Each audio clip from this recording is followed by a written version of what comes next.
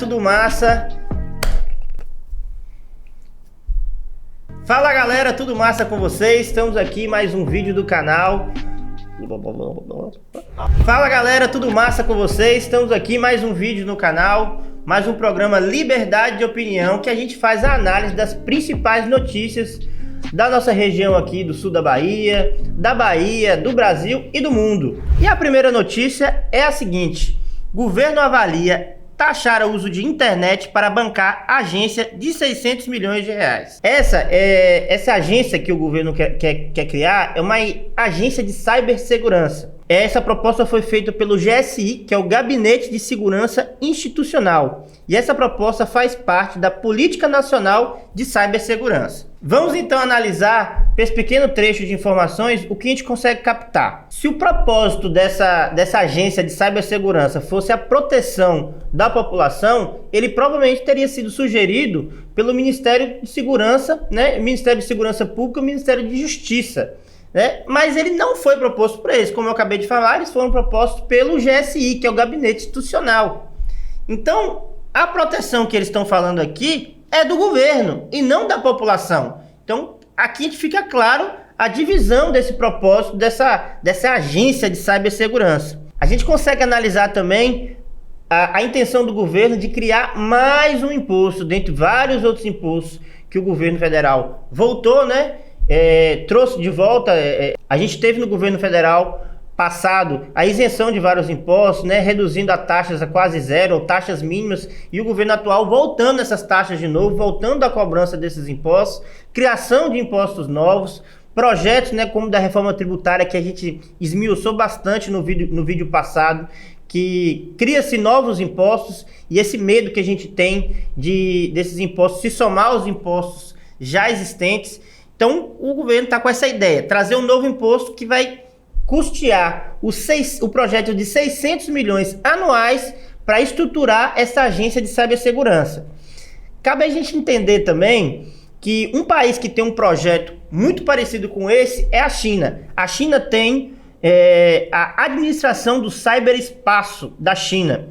E o grande instrumento de proteção dessa agência de cibersegurança chinesa é chamado de a Grande Muralha Digital, que na verdade funciona como um grande firewall para poder impedir que a população dentro do território chinês tenha acesso a algumas informações ou acesso a alguns conteúdos ditos como inapropriados pelo PCC, que é o Partido Comunista Chinês. É sério, é PCC. Sim, mas é engraçado mesmo assim. Mas por isso que eu quis colocar PCC, porque a semelhança é legal. Esse grande firewall, ele protege a população chinesa de assuntos que sejam dissonantes, que não sejam concordantes com a ideologia do Partido Comunista. Uma das coisas que mais eles fazem é impedir a utilização de termos e de palavras. Existem alguns registros, na China, tudo que se fala em China, a gente não tem muita transparência, a gente não tem muito acesso aos dados, mas estima-se que mais de 1000 palavras ou termos são proibidos de ser utilizados na China. Dentre essas palavras temos direitos humanos, democracia, massacre da paz celestial. Para quem não sabe, massacre da paz celestial aconteceu, se eu não me engano, em 1989. Tem aquela famosa imagem de um tanque de guerra sendo parado por uma pessoa. Uma pessoa sozinha parou o tanque de guerra, e bem provável que essa pessoa tenha sido assassinada, tenha sido morta. Várias pessoas que estavam se manifestando contra o governo naquela praça, naquele dia, foram brutalmente assassinadas pelo governo chinês.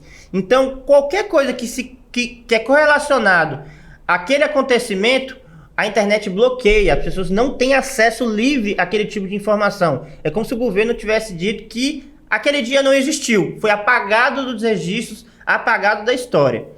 E muito interessante também que não se pode falar mal do Partido Comunista Chinês, do PCC, não se pode falar mal do Xi Jinping, que é o grande líder supremo deles, como se fosse o presidente, porque a China não é uma democracia, então não existe presidente lá. É só um termo fake. Então, como se não pode falar mal do Xi Jinping, as pessoas falam mal colocando apelidos. Então já foi identificado, por exemplo, que parte da população chinesa chamava o Xi Jinping de ursinho Poo. Então esse termo, ursinho Poo, pior que é verdade, velho, é verdade. O Lucas tá se acabando aqui de rir. Então esse termo, ursinho Poo, foi proibido também por essa grande muralha digital, né? Esse grande firewall. Você não pode usar o termo ursinho Poo. Então, por exemplo, o ursinho Poo é um bandido, o ursinho Poo é um canalha, é um genocida, um assassino. Eles já identificaram que isso, na verdade, as pessoas estavam falando mal do Xi Jinping e cortaram. Você não pode usar esse termo mais. Então, gente, toda essa formatação, todos esses modus operandi do governo chinês faz em relação o controle da internet, o controle das redes sociais. Se você conseguiu identificar uma correlação, uma semelhança com o que o governo PT quer fazer hoje no Brasil, é mera coincidência só, viu? Eles têm a proximidade ideológica, mas não tem nada a ver uma coisa com a outra. Vai vendo. É interessante a gente trazer aqui essa notícia de um novo imposto para financiar toda uma estrutura dessa que provavelmente iria censurar as pessoas, trouxe uma repercussão muito negativa na mídia e o governo rapidamente tratou de negar, de falar que isso não existe, que isso não vai acontecer. Mas a gente tem que analisar todo o modus operandi que o governo federal atual age, ele trabalha, que mesmo negando, eu não vou fazer tal ação, eles têm um retrospecto que eles fazem, e mesmo eles falando que iriam fazer, às vezes não fazem. Várias promessas de governo, né? Tudo bem que promessas, aliás, eleitorais. Várias promessas eleitorais, tudo bem que as eleições foram há pouco tempo atrás, questão de 8, 9 meses atrás, mas várias promessas eleitorais que não estão sendo acatadas, não estão sendo realizadas. Existe uma base do governo insatisfeita com muitas ações que não foram feitas ou que eram para não ser feitas e estão sendo feitas ainda. A gente consegue ver até um assunto que a gente falou num programa passado, a questão da compra de votos institucionalizada do parlamento, né, da Câmara dos Deputados, que o governo criticava tanto o governo Bolsonaro em relação ao orçamento secreto, e hoje o governo está comprando a torta direita aí com emendas PIX. Então, falava-se em uma mudança de postura, mas a postura continua a mesma e até às vezes pior. Então o governo falar que não vai criar esse imposto, quando vários impostos já foram criados, já foram resgatados, não traz uma confiabilidade. E o governo também falar que não vai censurar a internet ou regulamentar a internet também não é de muita confiança, porque há poucos meses atrás tentou-se passar o projeto de lei, a PL 2630, mais conhecido como PL da censura, e o governo está numa sanha muito grande de fazer tal atitude. E a maior prova disso, né, a confissão explícita, é a nossa próxima notícia que eu vou dar agora. E depois desse vacilo meu e da resenha que o Lucas fez comigo, a única coisa que eu tenho a dizer é lá ele 1000 vezes. E vamos continuar o programa. A segunda notícia, que liga com a notícia anterior, é a seguinte: Flávio Dino assume que quer regular redes sociais por causa das ideias de direita. Então aqui, gente, fica claro, é a prova cabal, velada, de que o governo federal atual, ele não quer regulamentar as redes sociais para proteger a população contra as ideias do nazismo, do fascismo, do discurso de ódio, da pedofilia, como é vendido pelo governo atual e vendido por grande parte da mídia, né, da grande mídia. Na verdade, a vontade do governo federal é de cercear, né, a liberdade de informações, a liberdade de ideia, a liberdade de expressão dentro das redes sociais, até mesmo porque eles não conseguem adentrar nesse meio. A gente pode fazer uma análise seguinte: o grande objetivo do governo federal em regulamentar a internet é porque eles querem colocar o seu ideal de mundo dentro das redes sociais, mas eles têm muita dificuldade, né? A mesma facilidade que eles têm, por exemplo, dentro de mídias tradicionais como TV, rádio, mídia escrita, né? Revistas, portais de notícias que hoje substituíram as revistas impressas, os jornais impressos, e que dentro desses locais eles possuem de 80% a 90% das pessoas que trabalham ali dentro como jornalistas, comentaristas e funcionários são de ideais de esquerda, são de ideais mais progressistas e até mesmo socialistas e comunistas convictos, e essa informação não sou eu que estou dando, gente, essa informação são os próprios jornalistas que afirmam isso. O meio de mídia, ele é majoritariamente de esquerda. Então, eles tinham uma facilidade muito grande de colocar suas narrativas, de colocar sua visão de mundo dentro desses locais.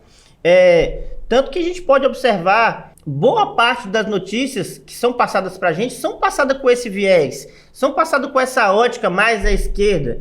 E poucos veículos que a gente tem hoje, por exemplo, Jovem Pan, a Gazeta do Povo, Revista Oeste, que conseguem colocar um viés mais liberal, mais de direita no seu conteúdo, nas suas informações. E deixando claro aqui, gente, que um canal, uma revista, uma TV, um jornal ter um viés mais para um lado, mais para o outro, não é o problema. Eu acho sinceramente que é o ideal. O discurso neutro, ele é muito falacioso, né? As pessoas têm sempre uma tendência mais para um lado do que para o outro. O grande problema é você vender a sua informação que é tendenciosa e vender aquilo ali como neutro, como isento de opinião, o que é falso. O que a gente pede é que as pessoas, principalmente os veículos, assumam seus lados. Eu acho que cada dia que passa está mais claro, mais nítido a percepção, e a pessoa que vai consumir aquela informação, ela sabe, olha, aquele cara está tentando me puxar para um lado, está tentando puxar para o outro, e você consegue ter uma percepção melhor. O que acontecia é que essa mídia tradicional comum, ela se centralizava as informações em poucas cabeças. Existia e ainda existe uma relação muito promíscua desses veículos de mídia para com a política, tanto que quando um político queria acabar com a imagem e reputação de uma pessoa que estava se despontando ali, isso era feito de uma facilidade muito grande.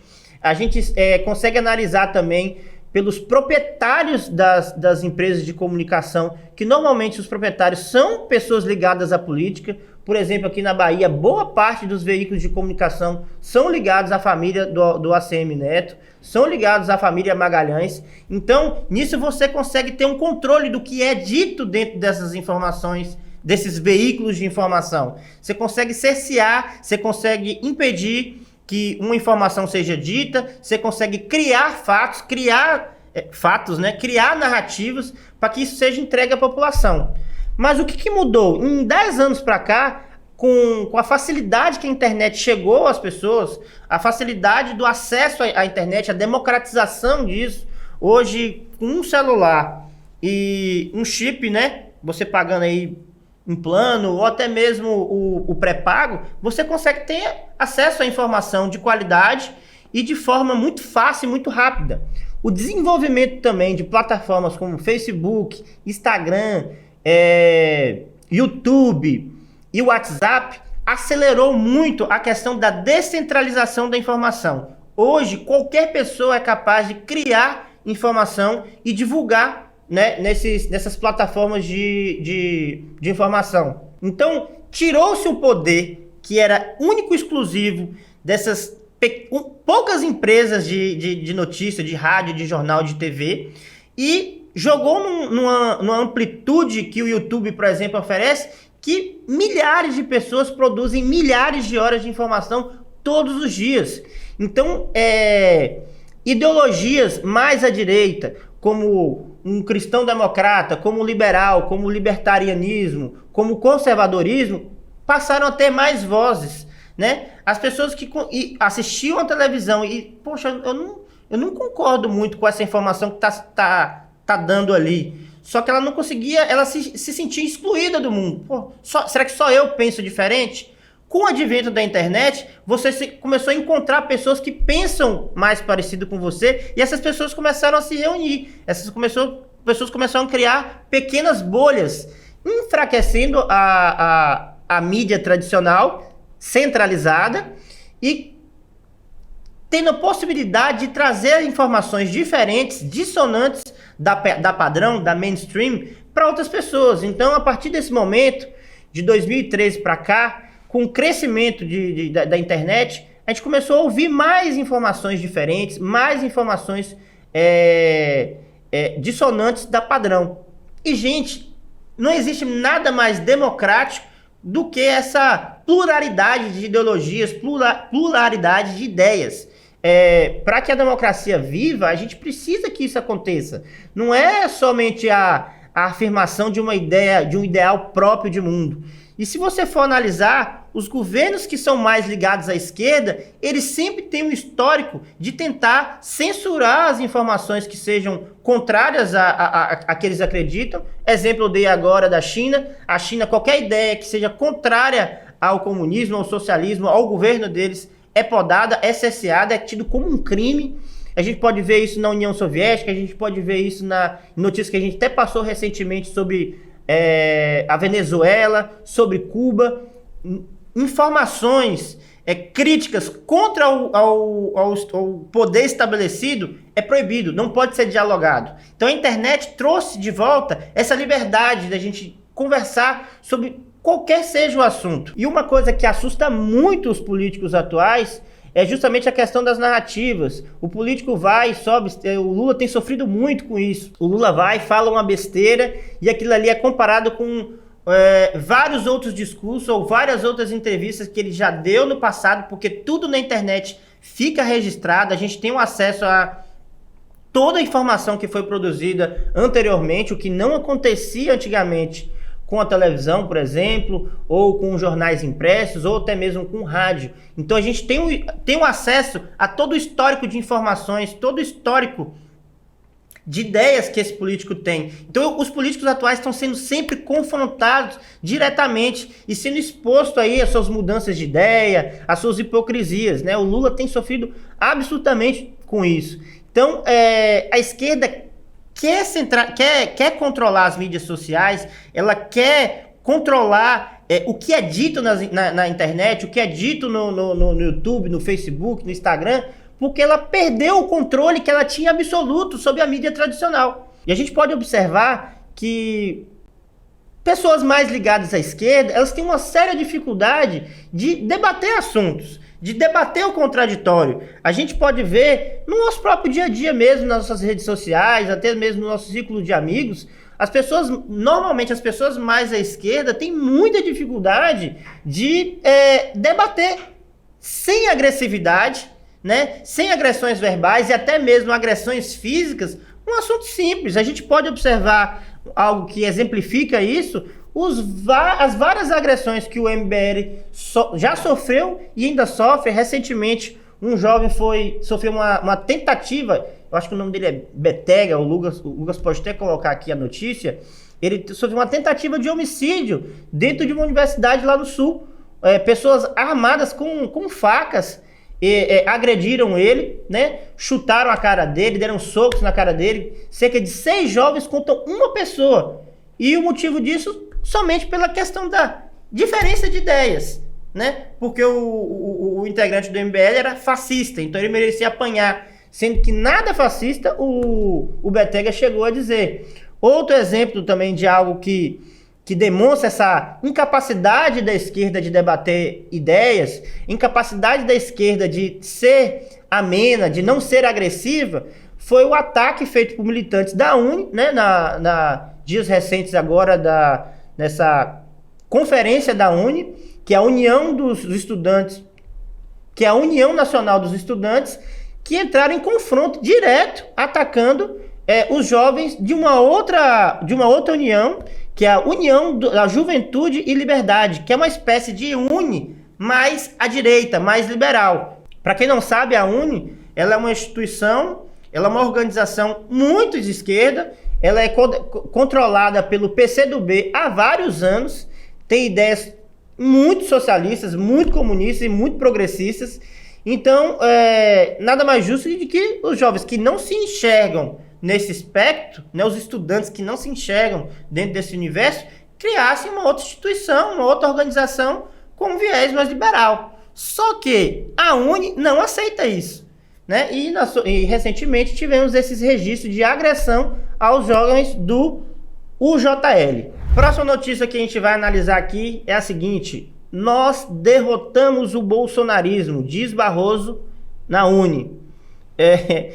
Aqui a gente já consegue ver aqui É uma frase muito pequena, um título muito pequeno dessa matéria, mas a gente consegue ver várias irregularidades, várias coisas bem estranhas.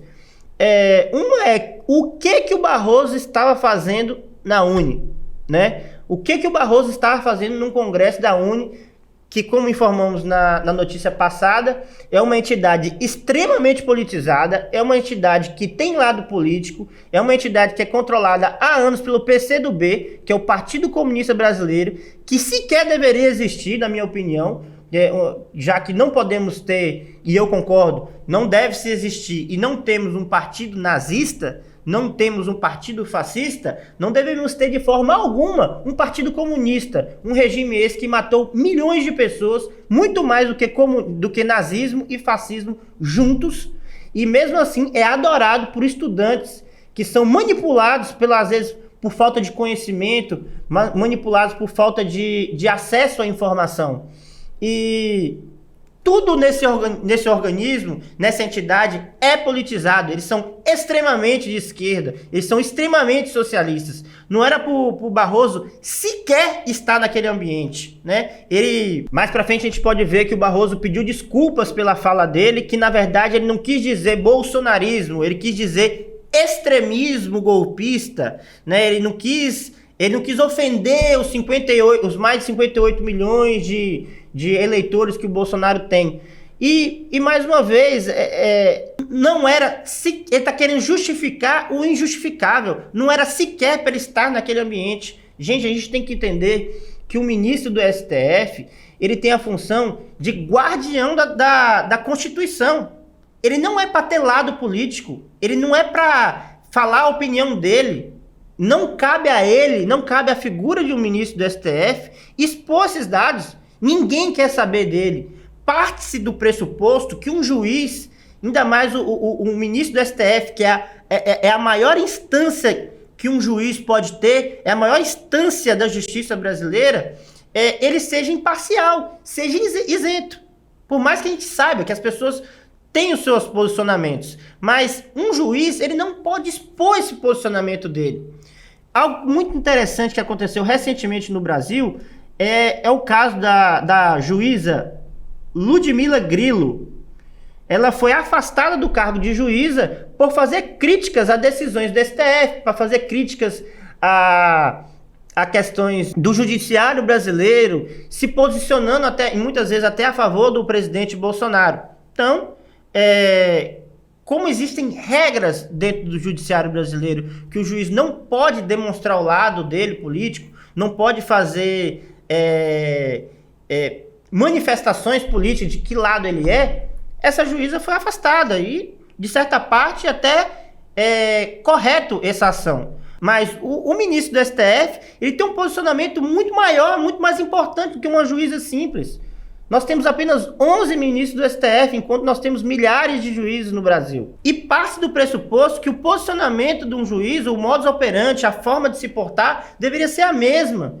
E o Barroso, de forma patética, ele vem agindo dessa forma, expondo o seu posicionamento há muito tempo. Não foi essa situação agora no Congresso da UNE, essa fala patética e ridícula dele, não foi assim, um vacilo. Aconteceu agora, é um fato isolado. Não, existem vários posicionamentos assim críticos do Barroso em relação a isso, que colocam sim em xeque a isonomia dessa Suprema Corte, colocam sim pulga atrás da orelha das pessoas, né? Hoje a gente tem boa parte da população brasileira, e não somente de bolsonaristas, como a mídia gosta de falar, e não somente direitistas, que são totalmente avessos à forma que o STF vem trabalhando, à forma que o STF vem conduzindo algumas coisas à frente da justiça brasileira.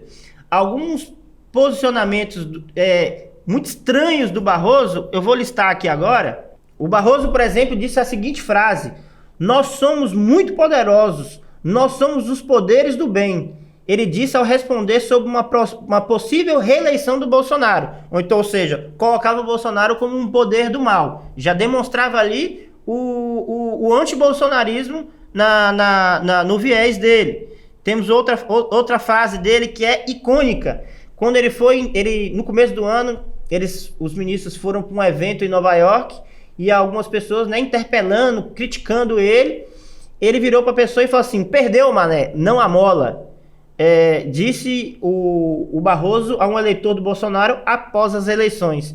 Então, uma frase assim que nunca deveria ser dita por um ministro, por mais amolado que ele deveria estar sendo, por mais interpelado que ele poderia estar sendo naquele momento. Outra fase polêmica que o Barroso disse é que o judiciário passou por um processo de ascensão e se tornou um poder político. Aí a pergunta que nós fazemos: quem é que deu autoridade para os ministros do STF tornar o judiciário um poder político?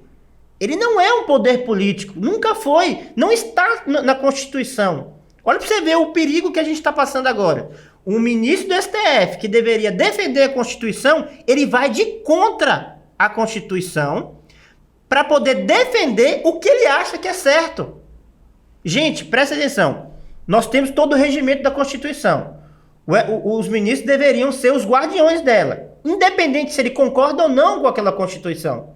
Ele é o guardião, ele é o defensor. Está na Constituição? Está certo. Não está na Constituição? Está incorreto. Ele não, ele tem uma visão de mundo dele deturpada ainda, e ele quer enfiar a goela abaixo da Constituição, enfiar a goela abaixo da população brasileira para encaixar. São manobras, manobras que eles fazem, contorcionismos jurídicos que eles fazem para encaixar a visão de mundo dele, que é pessoal, na goela abaixo das pessoas. Então, ninguém deu esse poder ao STF, ninguém deu esses superpoderes aos ministros, que se acham praticamente super-heróis. O Barroso, eu tenho quase certeza, o Alexandre de Moraes, então, ele deve se achar o verdadeiro Batman com aquela capa. Porque eles acham que eles são divinos, seres, assim, espetaculares, acima da população, acima do bem e do mal. Outro ponto aqui dito pelo Barroso, que é uma extrema burrice. A gente fala que pessoas, né, ministro do STF tem que ter, né, uma conduta ilibada, tem que ter o conhecimento assim nítido sobre direito, sobre a vida. E aí o Barroso me afirma que a Venezuela é a tirania de direita. Tem que ser muito burro para afirmar uma porcaria dessa. O Nicolás Maduro é amigo de quem, seu idiota?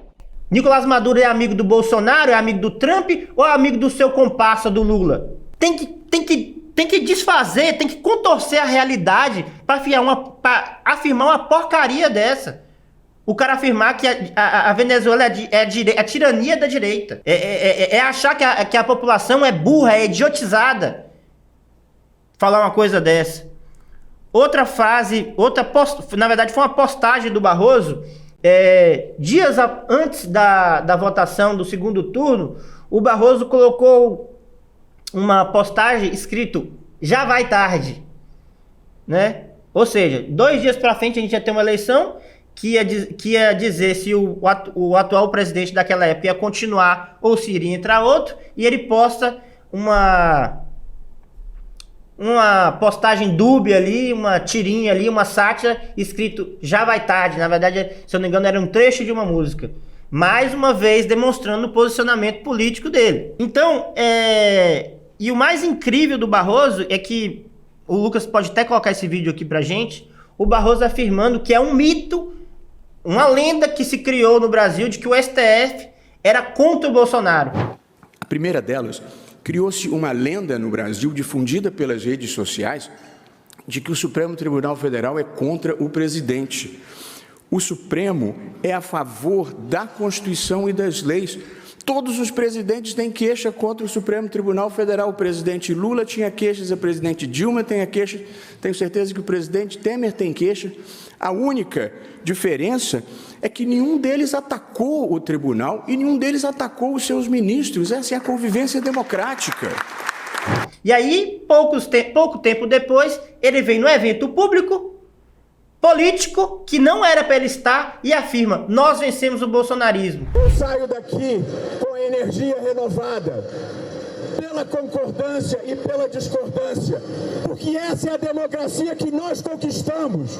Nós derrotamos a censura, nós derrotamos a tortura, nós derrotamos o bolsonarismo para permitir a democracia e a manifestação livre de todas as pessoas.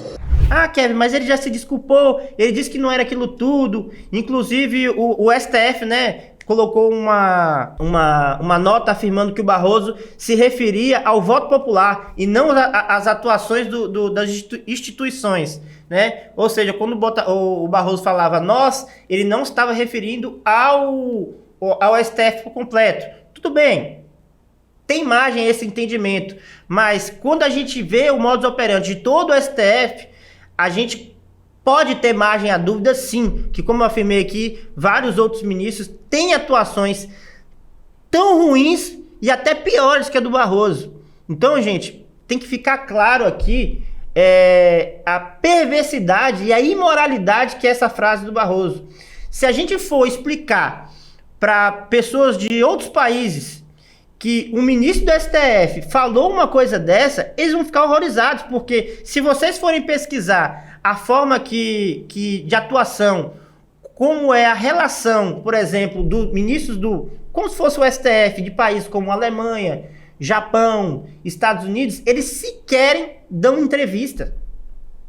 Eles não falam com a mídia. Quando eles vão falar para a mídia, quando eles vão para eventos públicos, são eventos técnicos da área judiciária, da área do direito. Eles não vão lá para emitir a opinião deles com outras coisas. Eles não vão para a internet, como o Barroso já fez, para fazer live com o Felipe Neto, imitador de foca.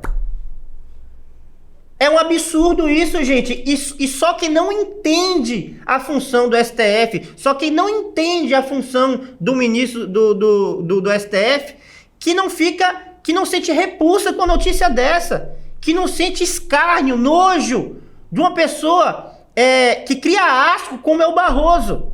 E cabe a gente expor aqui também, gente, que daqui a poucos meses o Barroso ele vai assumir a presidência do CNJ, que é um Conselho Nacional de Juízes, que é um órgão que julga a conduta de juízes, inclusive julgou a conduta da Ludmila Grillo, que eu expus aqui para vocês. Ou seja, um cara totalmente partidário, que tem lado político, que tem lado ideológico, que já afirmou coisas absurdas, como que a gente tem que empurrar a história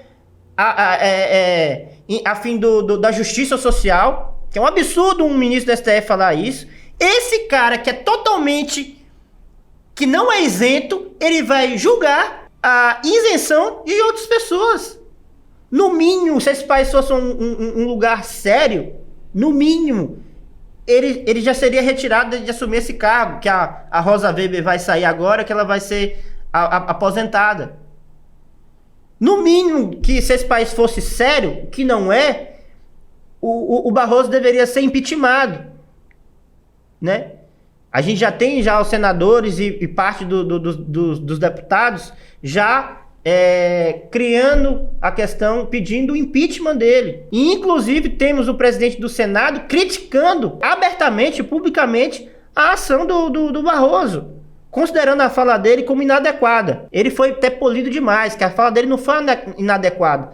A fala dele foi patética, foi bizonha.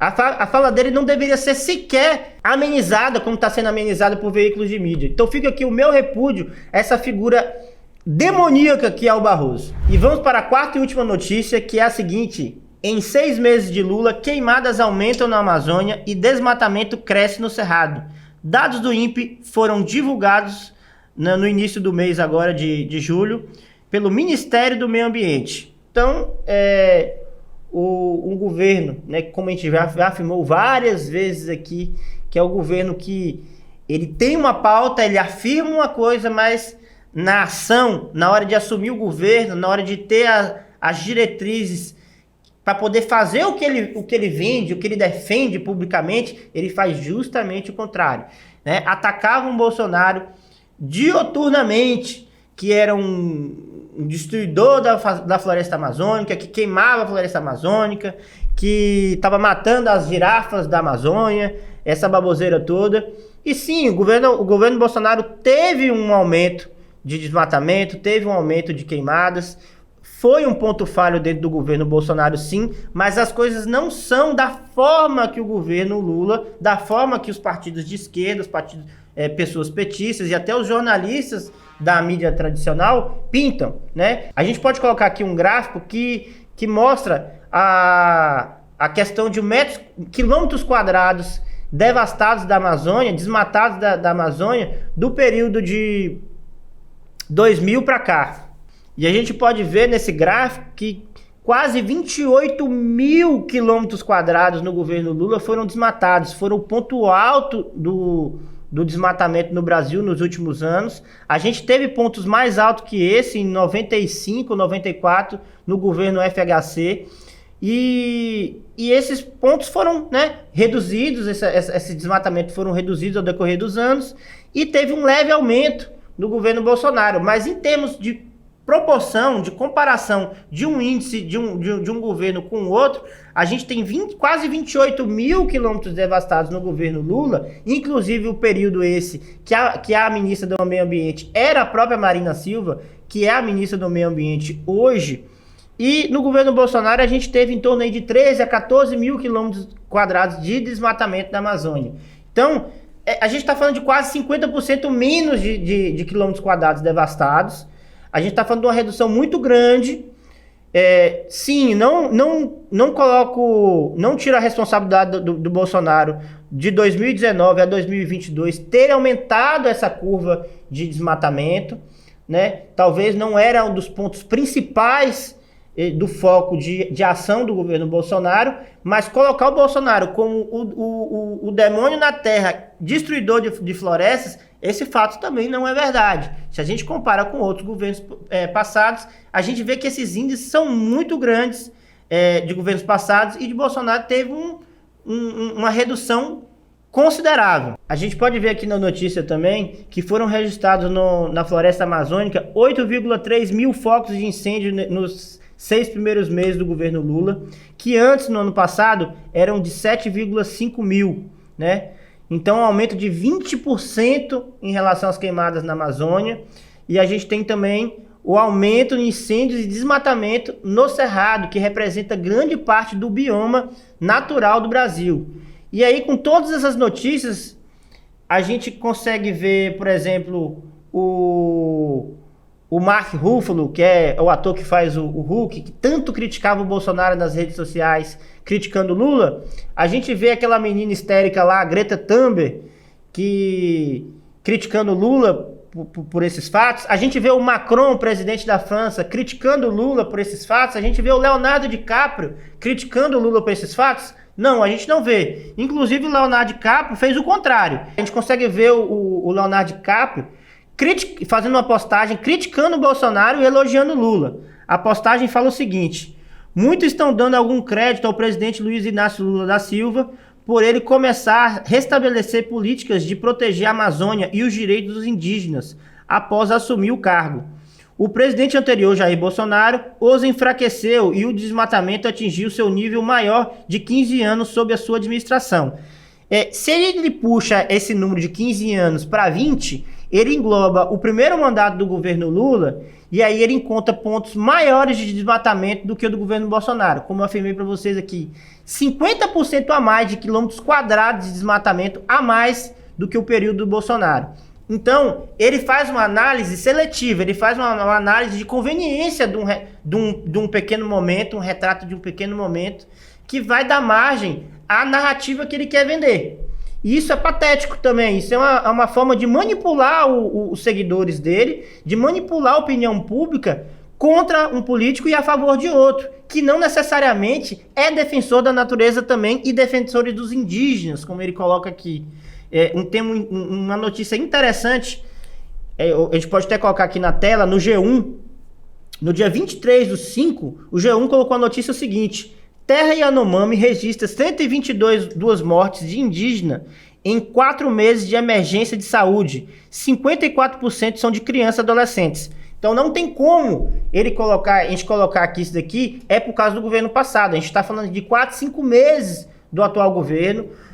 Cabe a gente lembrar que o atual governo entrou num processo de transição desde outubro ou novembro do ano passado, logo após a vitória do Lula no segundo turno. Então o governo ele assumiu a gestão do Brasil no dia 1º de janeiro, mas a transição iniciou um mês atrás, 45 dias atrás, antes da posse.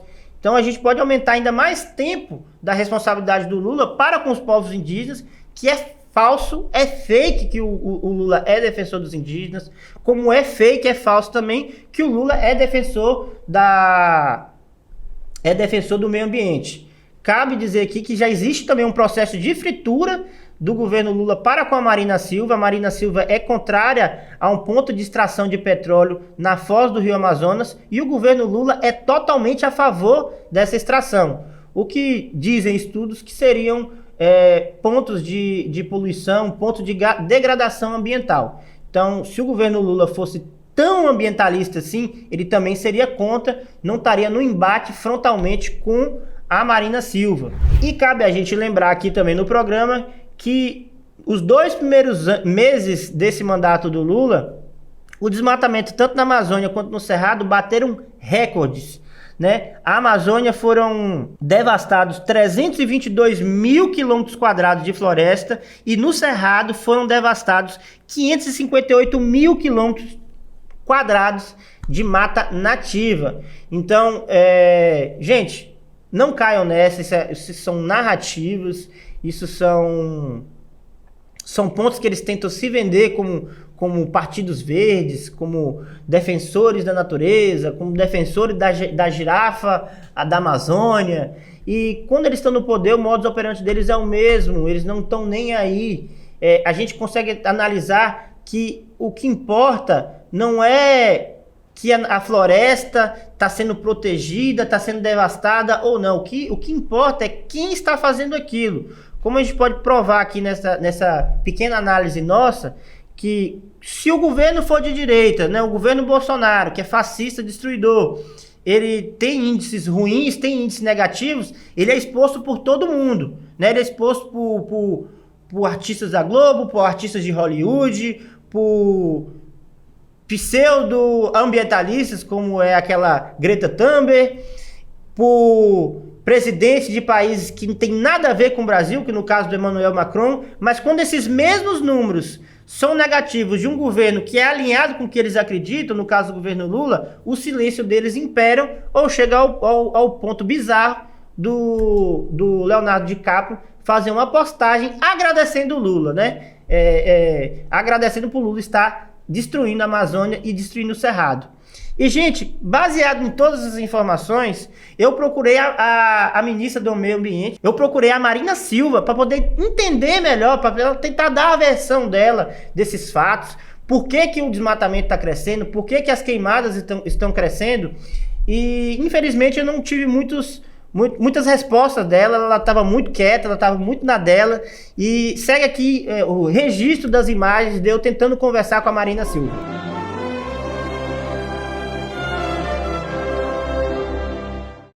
E é isso, ficamos aí com essas notícias da semana, agradeço a presença de vocês, o tempo de vocês assistindo as minhas opiniões. Se gostou, curta o vídeo, compartilha, manda para os amigos, vamos fazer o canal crescer, vamos fazer isso chegar o mais longe possível. Muito obrigado e até a próxima, galera!